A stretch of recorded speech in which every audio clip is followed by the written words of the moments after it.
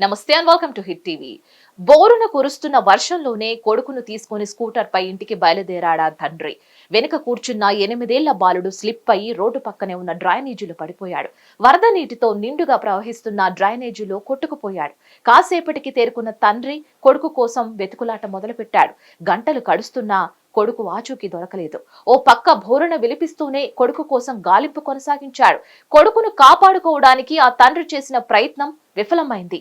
కనీసం కొడుకు మృతదేహమైనా ఇంటికి తీసుకువెళ్లాలని ఆ తండ్రి 4 రోజులుగా సమీపంలోని డ్రైనేజీలన్నీ బ్రతుకుతూనే ఉన్నాడు. కన్నీరు పెట్టించే ఈ విషాద సంఘటన అస్సాంలోని గువాహటిలో గత గురువారం చోటు చేసుకుంది.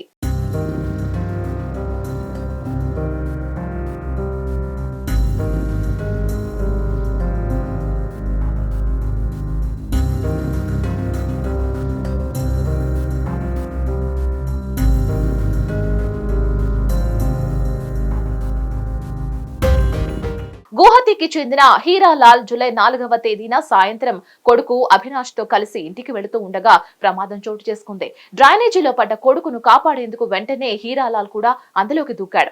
ఎంత గాలించినా కొడుకు మాత్రం దొరకలేదు. కొడుకు లేకుండా ఇంటికి వెళ్లలేనంటూ గురువారం నుంచి హీరాలాల్ రాత్రి పగలు మురుగు కాలువలన్నీ వెతుకుతూనే ఉన్నాడు.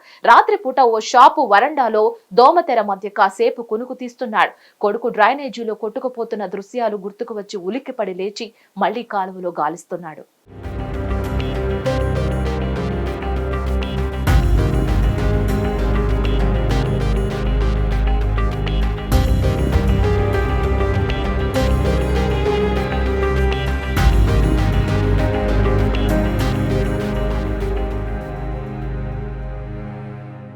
3 రోజుల వెతుకులాట తర్వాత అభినాష్ చెప్పులు దొరికాయని వాటిని పోలీసులకు అందించాలని చెప్పాడు. హీరాలాల్ తో పాటే ఎన్డీఆర్ఎఫ్ బృందాలు కూడా డ్రైనేజీలన్నీ జల్లెడ పడుతున్నాయి.